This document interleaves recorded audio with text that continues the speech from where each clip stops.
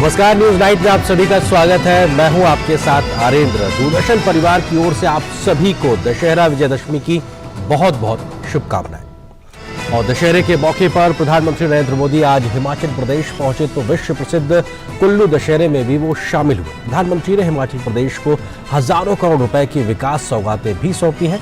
कैसा रहा प्रधानमंत्री मोदी का हिमाचल दौरा, इस खबर पर आज करेंगे विस्तार से चर्चा। इसके अलावा भी दिखाएंगे देश दुनिया की हर जरूरी और महत्वपूर्ण खबर। शुरुआत हेडलाइंस के साथ।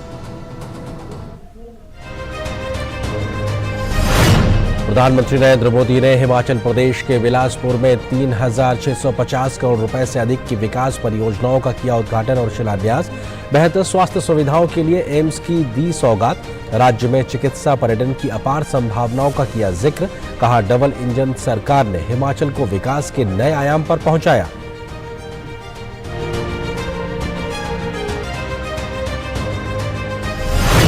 प्रधानमंत्री नरेंद्र मोदी अंतर्राष्ट्रीय कुल्लू दशहरा उत्सव में हुए शामिल। प्रधानमंत्री ने हिमाचल प्रदेश के कुल्लू में लोगों को एक विशाल जनसभा में दी बधाई। भगवान रघुनाथ के आगे नतमस्तक होकर लिया आशीर्वाद। लोगों ने प्रधानमंत्री मोदी का किया अभिवादन।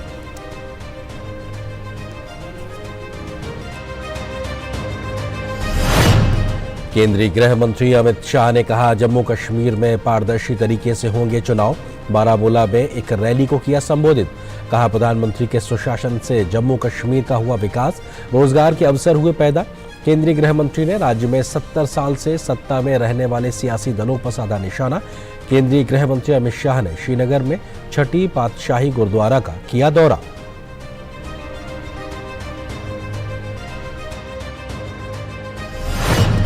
रक्षा मंत्री राजनाथ सिंह ने उत्तराखंड के चमोली में औली सैन्य केंद्र पर सशस्त्र बलों और भारत तिब्बत सीमा के जवानों के साथ की शस्त्र पूजा। कहा, पूरी दुनिया ने भारत के बढ़ते कद को किया स्वीकार। अंतर्राष्ट्रीय महत्व के सभी मुद्दों पर हिंदुस्तान की रही निर्णायक भूमिका।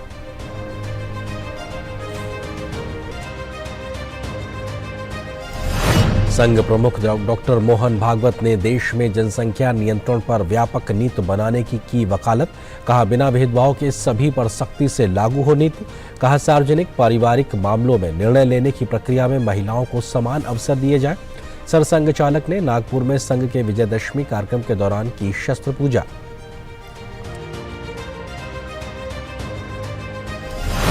दुनिया के सर्वाधिक प्रतिष्ठित नोबेल पुरस्कारों के ऐलान का सिलसिला जारी। रसायन शास्त्र के लिए नोबेल पुरस्कार की गई घोषणा।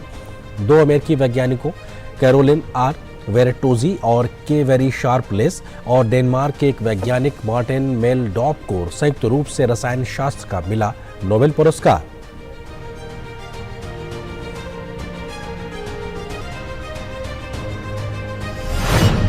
राष्ट्रीय खेलों में आज टेनिस के मिश्रित युगल में महाराष्ट्र की जोड़ी ने जीता स्वर्ण पदक। तीरंदाजी में पुरुषों के कंपाउंड टीम इवेंट में दिल्ली की जीत ने बाजी मारी, जबकि महाराष्ट्र की महिला टीम ने स्वर्ण पदक पर किया कब्जा। वहीं स्विमिंग में केरल के साजन प्रकाश ने जीता गोल्ड।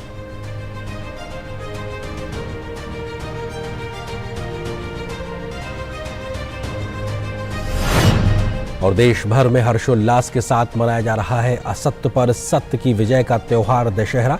जगह जगह रामलीलाओं में रावण वध का किया गया मंचन। कुंभकर्ण, मेघनाथ और रावण के पुतलों का किया गया दहन। राष्ट्रपति, उपराष्ट्रपति और प्रधानमंत्री सहित गणमान्य लोगों ने देशवासियों को दी शुभकामनाएं।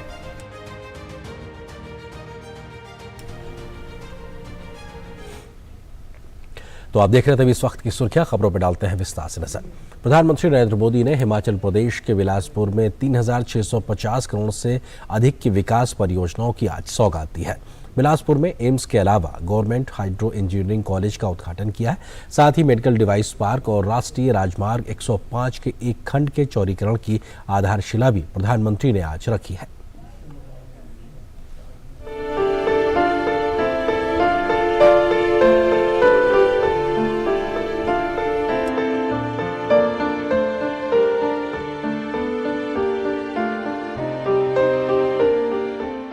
देश को एक और नया एम्स मिला।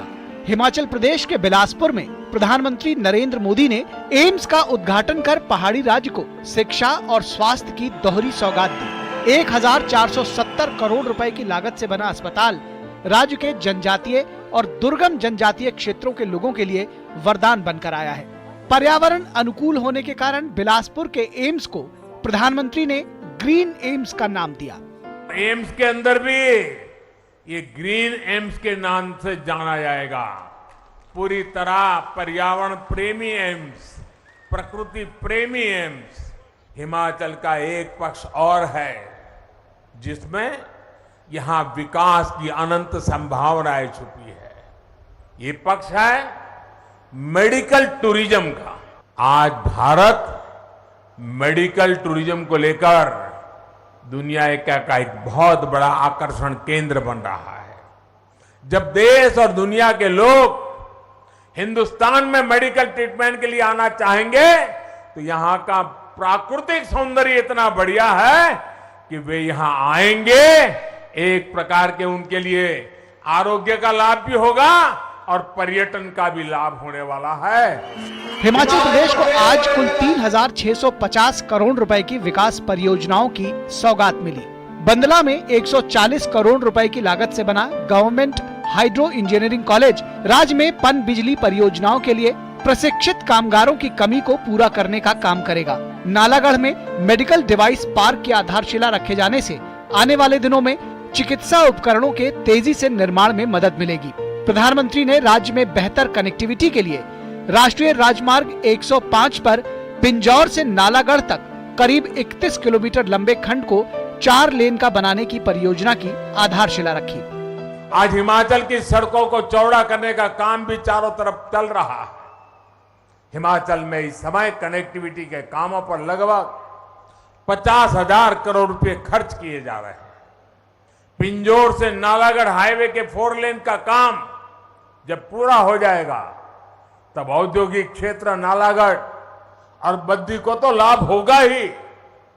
चंडीगढ़ और अंबाला से बिलासपुर, मंडी और मनाली की तरफ जाने वाले यात्रियों की भी सुविधा बढ़ने वाली है। यही नहीं, हिमाचल के लोगों को घुमावदार रास्तों से मुक्ति दिलाने के लिए सुरंगों का जाल भी बिछाया जा रहा है। प्रधानमंत्री ने विपक्ष की पूर्ववर्ती सरकारों पर पहाड़ी राज्यों की अनदेखी करने का आरोप लगाया।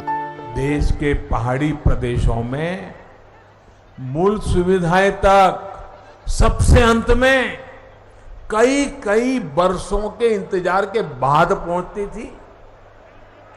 उस पुरानी सोच को और उस सोच का नतीजा ये हुआ कि इससे देश में विकास का एक बड़ा असंतुलन पैदा हो गया।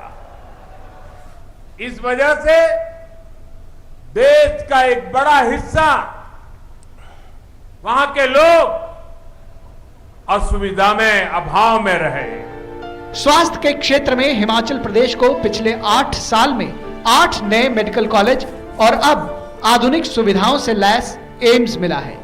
साथ ही राज्य पूरे देश को कुछ दिनों में सस्ती दवाएं और मेडिकल उपकरण पहुंचाने का भी काम करेगा। केंद्र व राज्य के बीच बेहतर समन्वय की बदौलत बीते 5 वर्षों से हिमालय तेज और समावेशी विकास का गवाह बन रहा है। नितेंद्र सिंह के साथ ब्यूरो रिपोर्ट, डीडी न्यूज। तो प्रधानमंत्री की हिमाचल यात्रा में आज विकास देखने को मिला तो आस्था के भी दर्शन साफ तौर पर देखने को मिले।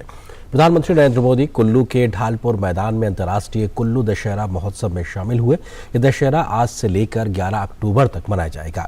इस महोत्सव में घाटी के 300 से अधिक देवी देवताओं का समावेश होता है। महोत्सव के पहले दिन आज सुसज्जित पालकियों में अच्छी तरह से सजे देवताओं ने अपने अधिष्ठाता देव भगवान रघुनाथ जी के मंदिर में पहले श्रद्धा सुमन अर्पित किए और उसके बाद ढालपुर मैदान में आगे बढ़े। प्रधानमंत्री मोदी ने दिव्य रथ यात्रा और देवताओं की भव्य सभा के वो साक्षी बने। इस दौरान दशहरा महोत्सव में आए लोगों को प्रधानमंत्री मोदी का हाथ हिलाकर उनका अभिवादन किया। पीएम मोदी कुल्लू दशहरा समारोह में भाग लेने वाले पहले प्रधानमंत्री बने हैं।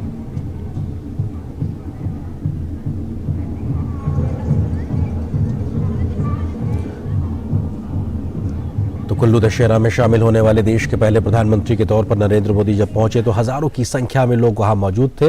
लोगों ने प्रधानमंत्री का अभिवादन किया और प्रधानमंत्री ने भी सहर्ष उस अभिवादन को स्वीकार किया और प्रधानमंत्री भगवान रघुनाथ के रथ तक पहुंचे और आशीर्वाद लिया। जितनी देर उनकी पालकी वहां से निकली तब तक वो लगातार नतमस्तक होकर हाथ जोड़कर आशीर्वाद लेते नजर आए। और फिलहाल यहाँ पर एक छोटे से ब्रेक के लिए रुकते हैं। जल्दी करो यार, प्लीज जल्दी। दूसरा कोई मैच है क्या? ऐसा ही कुछ है यार, बैंक जाना है दादाजी को लेके। हाँ यार, उम्र होने पर कभी कभी मदद तो लगती है, पर बैंकिंग में नहीं। वैसे भी आरबीआई कहता है सीनियर सिटीजन सबसे पहले। अगर आप 70 साल से ऊपर हैं और आप बैंक नहीं जा सकते तो बैंक आएगा आपके पास जरूरी सेवाएं लेकर, वो भी वाजिब दरों पर। सीनियर सबसे पहले। आरबीआई कहता है जानकार बनिए, सतर्क रहिए। हमारा देश भारत आजादी का अमृत महोत्सव मना रहा है। आइए हम इस महोत्सव में भाग लें। मैं एक वकील हूँ। हमारा जीवन देश के नागरिकों को इंसाफ और न्याय दिलवाने में बीतता है, पर अब हम उन्हें न्याय दिलवाना चाहते हैं जिन्हें न्याय नहीं मिल पाता। मैं बात कर रहा हूँ उन सड़क पर रहते हुए बच्चों की जिन्हें आपने कई बार देखा होगा। कोई बच्चा दिव्यांग होता है, कोई बाल मजदूर, कोई परिवार से बिछड़ा। जब भी हम ऐसे किसी बच्चे को सड़क पर देखें तो ये हम सभी का देश के प्रति कर्तव्य है कि हम NCPCR के सिटीजन पोर्टल पर सूचना दें। सड़क पर रह रहे बच्चों की मदद हम व्यक्तिगत क्षमता में, प्रोफेशनल के रूप में या किसी संगठन के माध्यम से भी कर सकते हैं। व्यक्तिगत रूप से प्रोफेशनल सेवा देने के लिए आप NCPCR के बाल स्वराज पोर्टल पर जाकर खुद को व्यक्तिगत सेवाओं के लिए जैसे लीगल सेवा, मेडिकल सेवा, शिक्षा देने की सेवा आदि प्रदान करने के लिए रजिस्टर करें।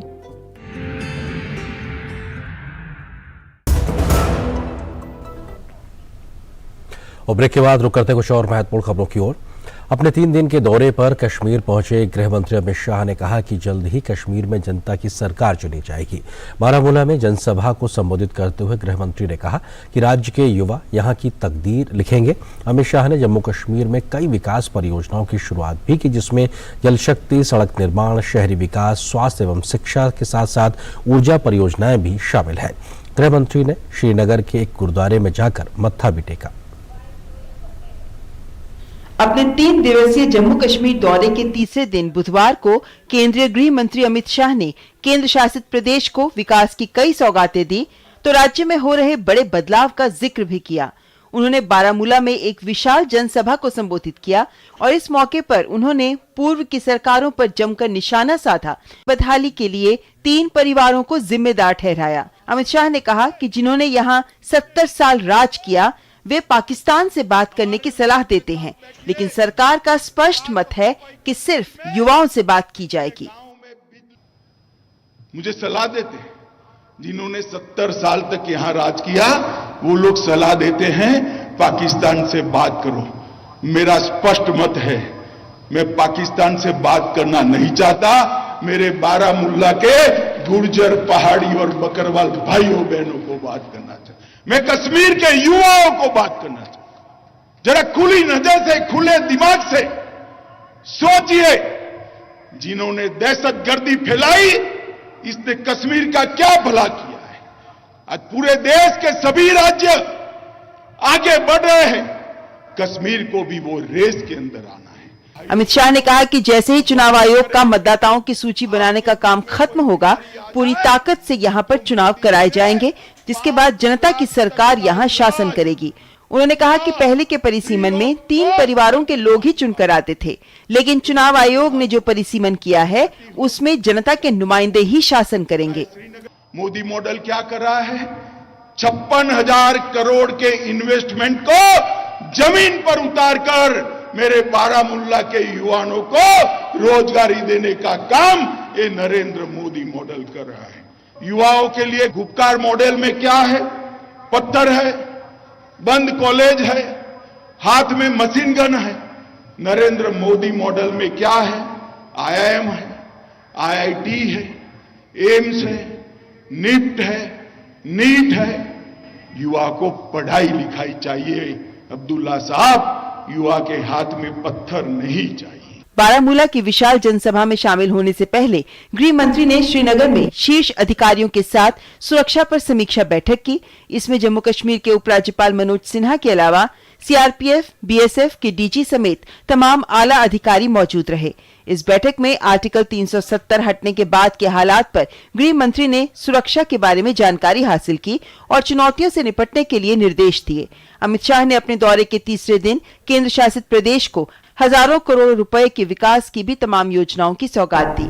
श्रीनगर से इनपुट के साथ ब्यूरो रिपोर्ट DD न्यूज। रक्षा मंत्री राजनाथ सिंह ने कहा है कि भारत पूरी दुनिया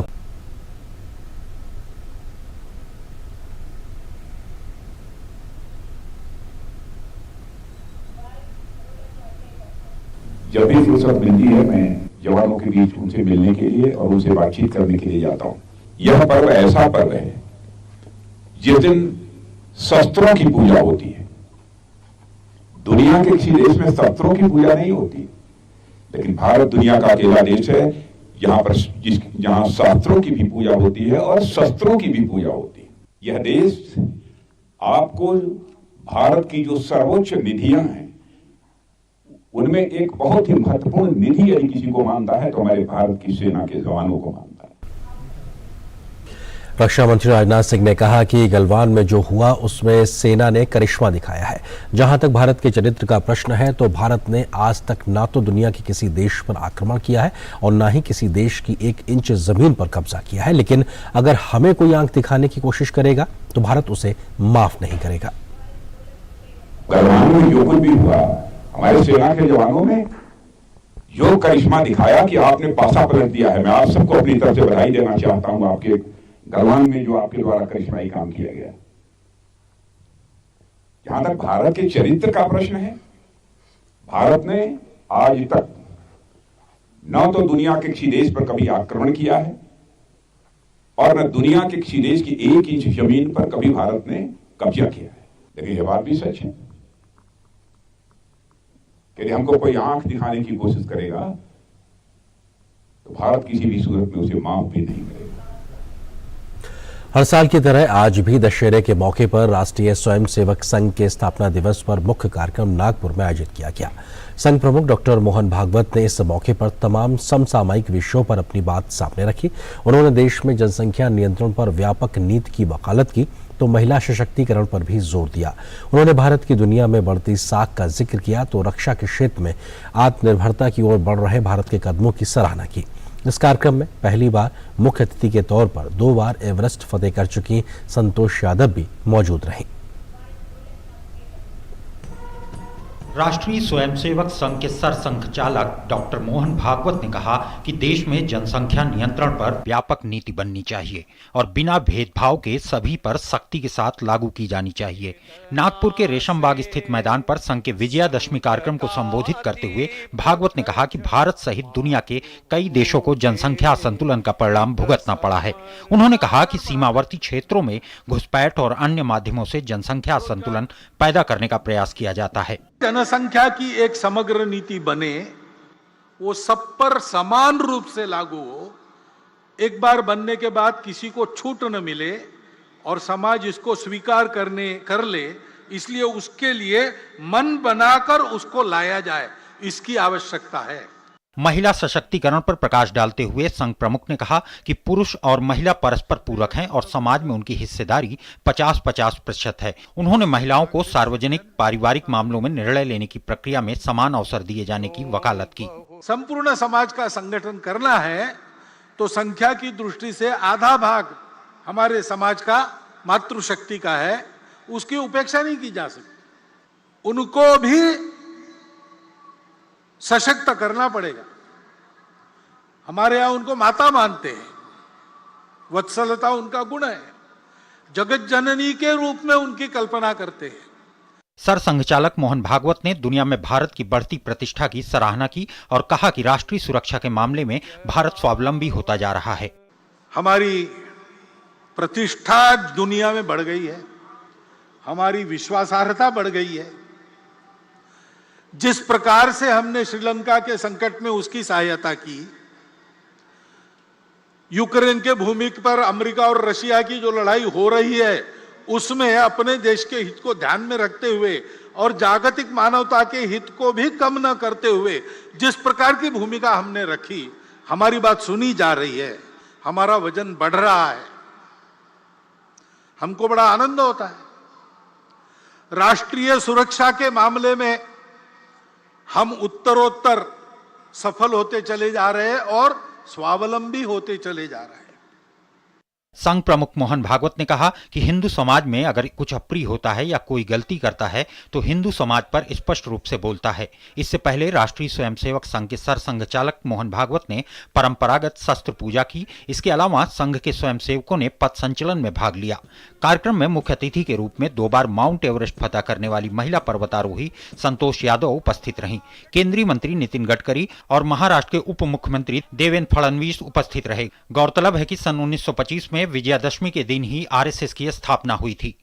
ब्यूरो इनपुट के साथ शिशिर सेलार की रिपोर्ट, डीडी न्यूज। उधर महाराष्ट्र के मुख्यमंत्री एकनाथ शिंदे ने आज बांद्रा कुर्ला कॉम्प्लेक्स के लिए एमएमआरडीए ग्राउंड में शिव सैनिकों की एक बड़ी रैली में हिस्सा लिया। विजयादशमी के मौके पर शिवसेना द्वारा शिव सैनिकों की संबोधित करने की परंपरा रही है, लेकिन ऐसा पहली बार है जब पार्टी का 2 धड़ा अलग अलग जगहों पर कार्यक्रमों का आयोजन कर रहा है। एक ओर जहां एकनाथ शिंदे ने रैली का आयोजन किया तो वहीं दूसरी ओर परंपरागत जगह शिवाजी पार्क में राज्य के पूर्व मुख्यमंत्री उद्धव ठाकरे इसी तरह की एक रैली कर रहे हैं। 1966 में पार्टी के गठन के बाद यह पहली बार है जब मुंबई में 2 जगहों पर शिवसेना की रैली हो रही है। गौरतलब है कि दोनों ही खेमे यह दावा करते हैं कि वही असली शिवसेना है और फिलहाल ये पूरा मामला चुनाव आयोग के समक्ष लंबित है। और खबर उत्तराखंड से। उत्तराखंड में हुई 2 बड़ी दुर्घटनाओं में सभी को दहला कर रख दिया है। कल रात राज्य के पौड़ी गढ़वाल जिले में हुई एक बस दुर्घटना में 32 लोगों की मृत्यु हो गई, जबकि कई लोग घायल हो गए। इस घटना के बाद राष्ट्रपति और प्रधानमंत्री ने दुख व्यक्त किया है। वहीं 2 दिन पहले उत्तरकाशी जिले में हुए हिमस्खलन के बाद से बचाव और राहत का काम लगातार जारी है, जिसमें 6 लोगों को आज सुरक्षित निकाला गया। उत्तराखंड के पौड़ी गढ़वाल जिले में मंगलवार देर शाम बारातियों से भरी बस के गहरी खाई में गिरने से 32 लोगों की मौत हो गई। यह हादसा उस वक्त हुआ जब बस हरिद्वार जिले के लालढांग से बारात लेकर काडा गांव जा रही थी और करीब 500 मीटर गहरी खाई में जा गिरी। घायलों में कुछ की हालत अब भी गंभीर बनी हुई है। हादसे की सूचना मिलते ही मुख्यमंत्री पुष्कर सिंह धामी सचिवालय स्थित आपदा कंट्रोल रूम पहुंचे। बाद में मुख्यमंत्री ने घटनास्थल का दौरा कर स्थिति का जायजा लिया। उन्होंने अस्पताल जाकर घायलों का हालचाल जाना और हर संभव सहायता का आश्वासन दिया। राष्ट्रपति द्रौपदी मुर्मू ने उत्तराखंड के पौड़ी में हुए बस हादसे पर गहरा दुख जताया है। राष्ट्रपति ने अपने ट्वीट में कहा, पौड़ी गढ़वाल में बस के घाटी में गिरने पर कई लोगों के हताहत होने की दुर्घटना से दुखी हूं। इस दुर्घटना में अपने प्रियजनों को खोने वाले परिवारों के प्रति मेरी गहरी शोक संवेदनाएं। मैं घायलों के शीघ्र स्वस्थ होने की कामना करती हूं। प्रधानमंत्री नरेंद्र मोदी ने भी घटना पर गहरा दुख व्यक्त किया है। उत्तराखंड के पौड़ी में हुआ बस हादसा दिल दहला देने वाला है। दुख की इस घड़ी में मेरी संवेदनाएं शोक संतप्त परिवारों के साथ हैं। मुझे उम्मीद है कि जो लोग घायल हुए हैं वे जल्द से जल्द ठीक हो जाएं। प्रभावितों को हर संभव मदद मुहैया कराई जाएगी। इस बीच राज्य के ही उत्तरकाशी में हिमस्खलन में फंसे लोगों को बचाने के लिए राहत एवं बचाव कार्य किया गया। जिला प्रशासन, एनडीआरएफ, एसडीआरएफ और आईटीबीपी के जवान तेजी से राहत एवं बचाव कार्य में जुटे। बर्फ के तूफान में फंसे 6 लोगों को आईटीबीपी के जवानों ने बचाया। इन सभी को हेलीकॉप्टर के जरिए आईटीबीपी की 12वीं बटालियन के जवानों ने मतली तक पहुंचाया। एयरफोर्स के हेलीकॉप्टर से हमारी जो एसडीआरएफ आईटीबीपी की टीमें थी, निम की टीमें थी, उनको ऊपर ले जाया गया। ये जो घटना बेस कैंप 13,000 फुट पे है, घटना 17,000 फुट के आसपास की है। तो वहाँ से कल बता रहे थे 26 मिसिंग है, 4 बॉडीज हैं। आज जो है 6 बॉडीज और मिली है। टोटल 10 बॉडी वहाँ मिल चुके हैं अभी तक और हमारी टीमें वहाँ लगी हुई हैं। तो इनके अलावा 20 मिसिंग और बता रहे हैं, मतलब सभी की टीमें लगी हुई हैं। उत्तराखंड के मुख्यमंत्री पुष्कर सिंह धामी ने उत्तरकाशी और पौड़ी की दुर्घटनाओं में प्रभावितों को आर्थिक सहायता देने की घोषणा की है। दोनों दुर्घटनाओं में मृतकों के परिजनों को 2-2 लाख रुपए, गंभीर रूप से घायल लोगों को 1-1 लाख रुपए और सामान्य रूप से घायलों को 50-50 हजार रुपए की आर्थिक सहायता दी जाएगी। रक्षा मंत्री जी से बात करी थी और वायुसेना के हेलीकॉप्टरों की इस समय जरूरत थी, तो वायुसेना के हेलीकॉप्टर यहाँ पर आ गए हैं। रात्रि में माननीय प्रधानमंत्री जी ने भी स्वयं जो है उन्होंने जानकारी ली है और उन्होंने कहा है कि कोई भी यहाँ पर किसी भी प्रकार की आवश्यकता होती है तो उसको उस स्तर पर किया जाएगा। गौरतलब है कि नेहरू पर्वतारोहण संस्थान उत्तरकाशी के भुक्की के पास चल रहे बेसिक और एडवांस पाठ्यक्रम के बच्चे और प्रशिक्षक मंगलवार सुबह पर्वतारोहण के प्रशिक्षण के लिए द्रौपदी के डंडा पहाड़ी पर पहुंचे थे। इसकी ऊंचाई करीब 5006 मीटर है। यहां अचानक से बर्फ के चट्टान ढहने से प्रशिक्षणार्थी फंस गए थे। Bureau report, DD news. और फिलहाल एक और छोटे से ब्रेक के लिए रुकते हैं।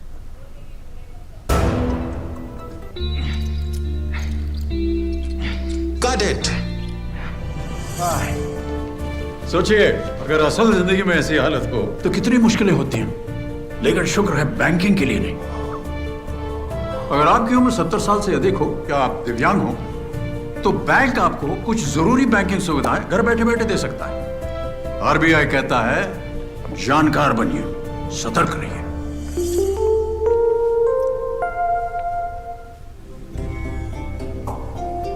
हमारा देश भारत आजादी का अमृत महोत्सव मना रहा है। आइए हम भी इस महोत्सव में भाग लें। सड़क पर रहते हुए बच्चों को आपने कई बार देखा होगा।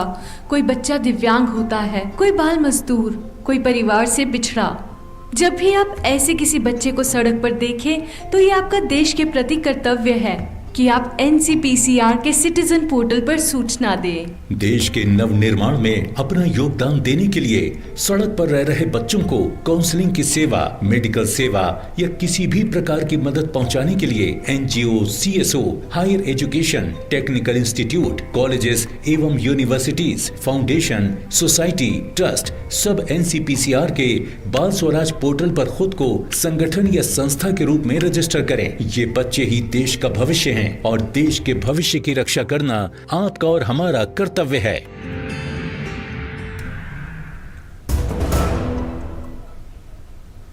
महाराष्ट्र के नागपुर में 66वें धम्म चक्र प्रवर्तन दिवस के अवसर पर दीक्षा भूमि में लाखों की संख्या में लोग शामिल हुए। कार्यक्रम के आयोजन की शुरुआत 2 अक्टूबर से हुई थी। गौरतलब है कि भारत रत्न डॉक्टर बाबा साहब आम्बेडकर ने 14 अक्टूबर 1956 को विजयादशमी के दिन दीक्षा भूमि में लाखों अनुयायियों के साथ धम्म दीक्षा ली थी। यहाँ हर साल लाखों की संख्या में लोग देश के प्रत्येक हिस्से से इकट्ठा होते हैं। इसका आयोजन कोविड-19 प्रतिबंधों के कारण 2 साल के बाद किया जा रहा है। कार्यक्रम में केंद्रीय मंत्री नितिन गडकरी, रामदास अठावले और राज्य के उप मुख्यमंत्री देवेंद्र फडणवीस ने भी हिस्सा लिया।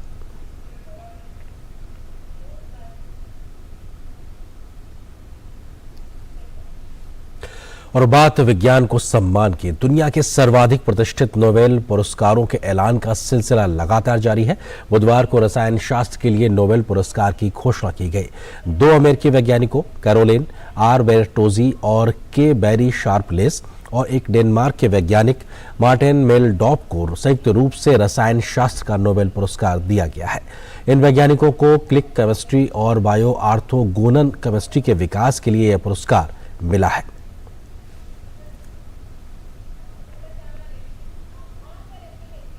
और अब नजर डालते हैं देश की कुछ और महत्वपूर्ण खबरों पर फटाफट अंदाज में।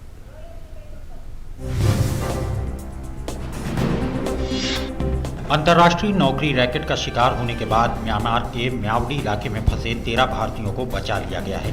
पिछले महीने ही म्यांमार और थाईलैंड में भारतीय मिशनों के संयुक्त प्रयासों के बाद 32 भारतीयों को म्यावडी से बचाया गया था। अरुणाचल प्रदेश के तवांग इलाके के पास आज भारतीय सेना का एक चीता हेलीकॉप्टर नियमित उड़ान के दौरान दुर्घटनाग्रस्त हो गया। हादसे में गंभीर रूप से घायल हुए पायलटों में से एक pilot lieutenant colonel Saurabh Yadav की इलाज के दौरान मौत हो गई, जबकि दूसरे पायलट का इलाज अभी चल रहा है। अभी दुर्घटना के कारण का पता नहीं चल पाया है। मुंबई के बांद्रा वर्ली सी लिंक पर सुबह के वक्त 4 कार और एक एम्बुलेंस की भीषण टक्कर होने से 5 लोगों की मौत हो गई, जबकि 13 लोग अन्य घायल हो गए। घायलों में 8 को गंभीर चोटें आई हैं। सभी घायलों का नजदीक के अस्पताल में इलाज चल रहा है। पीएम मोदी ने हादसे पर दुख जताया है। उत्तर प्रदेश के आगरा में एक निजी अस्पताल में बुधवार तड़के आग लगने से हादसे में 3 लोगों की मौत हो गई है, जबकि 4 मरीजों को सुरक्षित बाहर निकाल लिया गया है। मुख्यमंत्री योगी आदित्यनाथ ने हादसे में हुई मौतों पर गहरा दुख जताते हुए जिला प्रशासन के अधिकारियों को घायलों के समुचित उपचार कराने के निर्देश दिए हैं। गाजियाबाद के लोनी में बुधवार की सुबह गैस सिलेंडर फटने से एक मकान गिर गया है। इस हादसे में 2 बच्चों समेत 4 लोगों की मौत हो गई और 6 लोगों को बचाया गया है। हादसे में घायल हुए लोगों को अस्पताल में भर्ती कराया गया है। पुलिस के मुताबिक खाना बनाते समय गैस रिसाव के कारण सिलेंडर में आग लगी। जम्मू कश्मीर में आतंक के खिलाफ सुरक्षा बलों की बड़ी कामयाबी हासिल हुई है। शोपिया में 2 अलग अलग जगहों पर मुठभेड़ में सुरक्षा बलों ने 4 दहशतगर्दों को ढेर कर दिया। शोपिया के द्राच इलाके में मंगलवार रात मुठभेड़ के दौरान ये सफलता मिली। दिल्ली में कोरोना संक्रमण के मामलों में लगातार गिरावट दर्ज करने के बाद दिल्ली आपदा प्रबंधन प्राधिकरण यानी DDMA ने सार्वजनिक स्थानों पर मास्क नहीं पहनने पर 500 रुपए का जुर्माना लगाने के फैसले पर रोक लगाने का फैसला किया है। इसके साथ ही कोविड अस्पतालों में अनुबंध पर रखे गए स्वास्थ्य कर्मियों की सेवाएं साल के अंत तक बढ़ाई गई हैं। और खबर खेल के मैदान से राष्ट्रीय खेलों में आज टेनिस के मिश्रित युगल में महाराष्ट्र की जोड़ी ने स्वर्ण पदक अपने नाम किया है। तो वहीं तीरंदाजी में पुरुषों के कंपाउंड टीम इवेंट में दिल्ली ने बाजी मारी है, जबकि महाराष्ट्र की महिला टीम ने स्वर्ण पदक पर कब्जा किया है। स्विमिंग में अनुभवी साजन प्रकाश ने 200 मीटर बटरफ्लाई इवेंट में केरल को गोल्ड मेडल दिलाया है।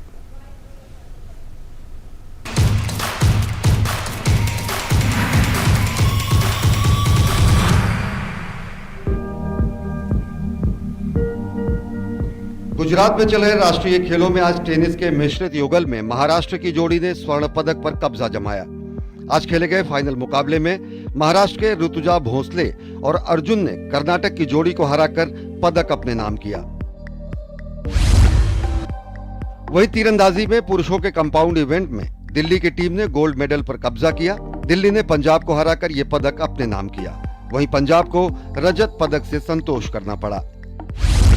वहीं तीरंदाजी में महिलाओं के कंपाउंड टीम इवेंट में महाराष्ट्र की टीम ने बाजी मारते हुए स्वर्ण पदक पर कब्जा किया। इवेंट का सिल्वर आंध्र प्रदेश को मिला, जबकि कांस्य पदक पंजाब के हिस्से में आया।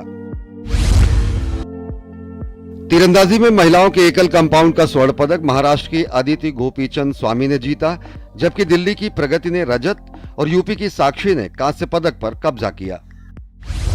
वहीं स्विमिंग में अनुभवी साजन प्रकाश ने 200 मीटर बटरफ्लाई इवेंट में केरल के लिए गोल्ड जीता, जबकि असम के विक्रम ने रजत और बंगाल के सोनू देवनाथ ने कांस्य पदक अपने नाम किया। गुजरात से गौरव कुमार की रिपोर्ट, DD न्यूज। और फिलहाल एक और छोटे से ब्रेक के लिए रुकते हैं। Guided by the vision of Honorable Prime Minister Narendra Modi, the Ministry of Ayush is fully committed to digitize Ayush sector for the benefit of people. A range of digital platforms are developed to support professionals and public. The Ayush Information Hub offers authentic information under various categories such as education policy, drug policy, schemes, events, new trends and developments in the sector. Ayush Next is an interactive platform developed primarily for students and scholars. Ayush Soft is developed with a vision to convert classical Ayurvedic texts into comprehensive and authentic IT-based knowledge repository.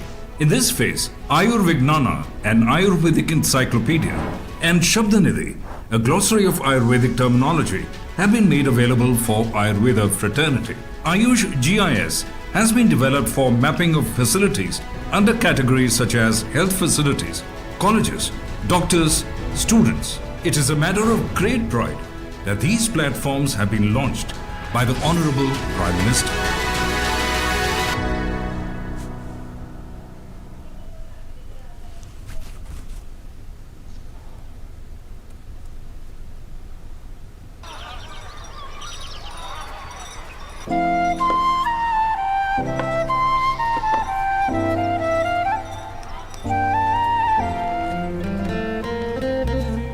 तीन साल से ये दोस्त रोज इसी जगह पे मिलते हैं, कभी कभी बात भी कर लेते हैं। रिश्ते कई तरह के होते हैं और हम हर एक की अहमियत समझते हैं। बैंक ऑफ इंडिया, रिश्तों की जमा पूंजी। और ब्रेक के बाद आज की बड़ी खबर पे चर्चा इसी से जुड़ा है आज का हमारा विशेष, जो कि हिमाचल के विकास से जुड़ी हुई है। दशहरे पर पीएम मोदी ने हिमाचल को दी विकास की सौगातें, क्योंकि प्रधानमंत्री आज पहुंचे थे हिमाचल प्रदेश और उन्होंने विकास की सौगातें दी। मौका था दशहरे का और प्रधानमंत्री ने हिमाचल को विकास की सौगातें दी। दो खास मेहमान इस वक्त मेरे साथ मौजूद हैं, उनका परिचय आपसे कराते हैं। हितेश शंकर जी हैं, वरिष्ठ पत्रकार हैं, साथ ही साथ डॉक्टर शशिकांत शर्मा जी, वरिष्ठ पत्रकार हिमाचल प्रदेश से हमारे साथ जुड़े। आप दोनों का बहुत बहुत स्वागत है हमारे साथ जुड़ने के लिए। डॉक्टर शशिकांत शर्मा जी, पहला सवाल आपसे ही, क्योंकि ये बेहद महत्वपूर्ण है कि हिमाचल प्रदेश में विकास की गति काफी तेज बीते कुछ वर्षों में देखने को मिली है। प्रधानमंत्री का आज का दौरा साफ तौर पे कहा कि साहब डबल इंजन की सरकार की वजह से ये तेज गति दिखाई पड़ रही है। पहले विकास बहुत सीमित जगहों तक, कुछ क्षेत्रों तक हुआ करता था, पत्थर लगते थे, लेकिन उसका होता कुछ नहीं था जमीन पे। क्या कुछ बड़ा बदलाव? डॉक्टर शर्मा।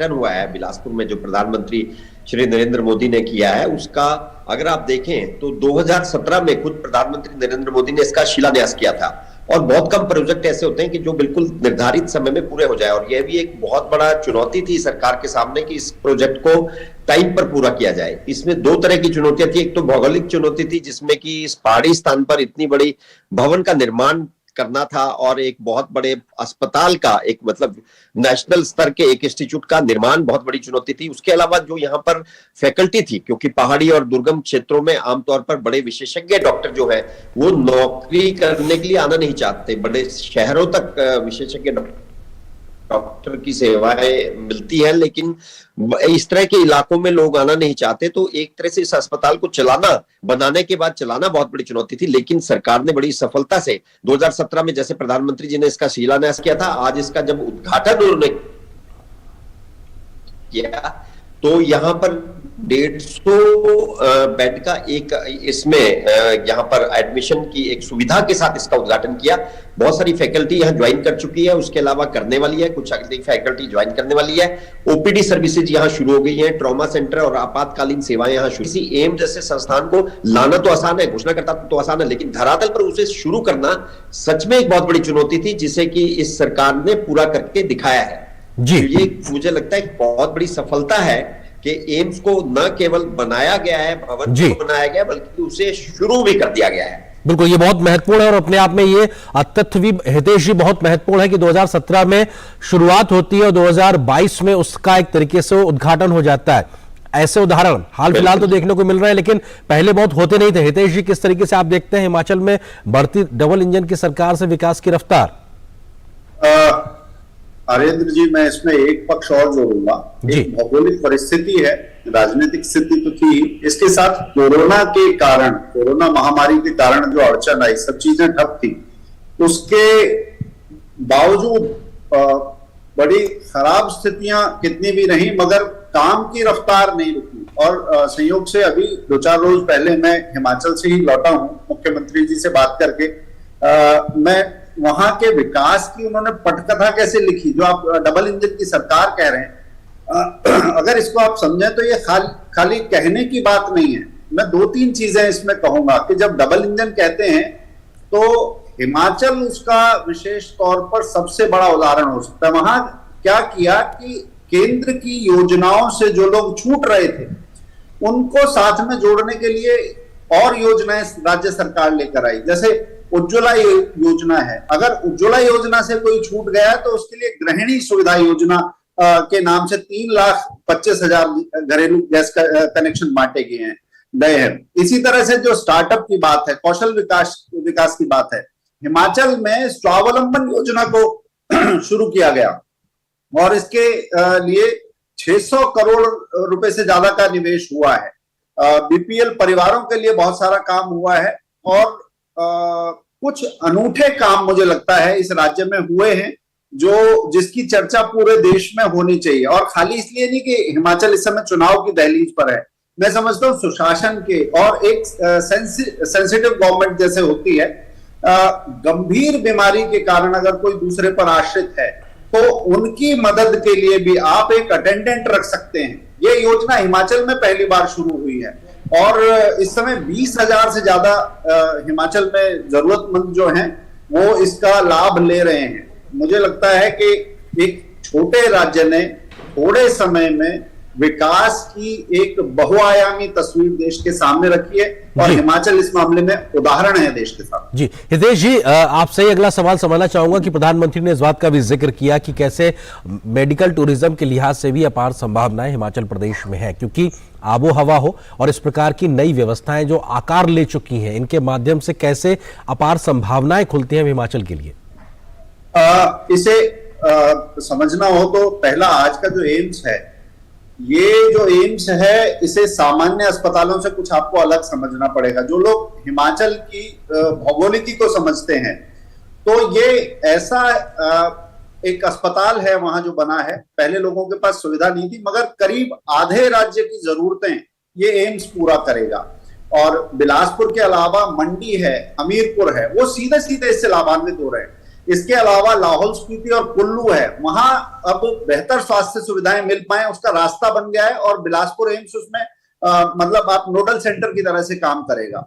और आंकड़ों में नंबर में देखें तो आज मैं जो चर्चा कर रहा था उसमें पता चला कि करीब 30 लाख लोगों को एम्स बिलासपुर का सीधे तौर पर लाभ मिलेगा। आप समझ रहे हैं, एक पहाड़ी राज्य जहां जिसकी बसावट बहुत सघन नहीं है, रास्ते बहुत फैले हुए हैं, वहां पर 30 लाख का ये नंबर बहुत बड़ा नंबर है।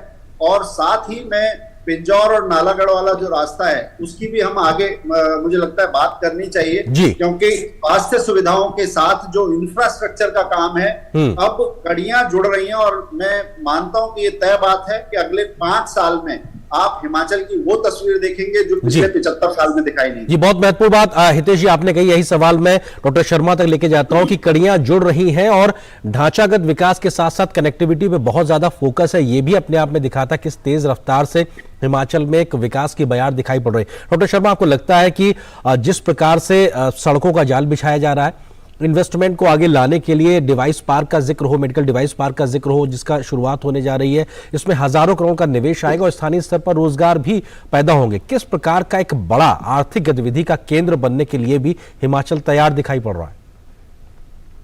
बिल्कुल आपने ठीक कहा कि जिस तरह की गतिविधियां अभी चल रही हैं और कोरोना काल के बाद एक और बड़ी बात जो देखने में मिली कि हिमाचल से जो लोग पलायन करके बाहर के राज्यों में जा चुके थे उन लोगों ने भी वापसी का रास्ता देखा है हिमाचल की तरफ, और वो यहाँ पर छोटा मोटा बिजनेस करके भी अपनी इन्वेस्टमेंट को हिमाचल की तरफ शिफ्ट कर रहे हैं। और हिमाचल में इलेक्ट्रॉनिक्स के बिजनेस का और जिस तरह से आप कहें कि कंप्यूटर्स के बिजनेस का, जो कि पर्यावरण हितैषी बिजनेस माने जाते हैं, उनका एक बहुत बड़ा स्कोप है। और प्रधानमंत्री नरेंद्र मोदी जी का शुरू से ही ये जोर रहा है, क्योंकि वो 1998 में जिसमें यहाँ पहली बार धूमल सरकार बनी थी उसमें हिमाचल भाजपा के प्रभारी थे, तो हिमाचल के चप्पे चप्पे से वो वाकिफ है, यहाँ की आबो हवा से वाकिफ है और उन्हें पता है कि किस तरह की पोटेंशियल यहाँ पर है जिससे कि रोजगार भी पैदा हो सकता है।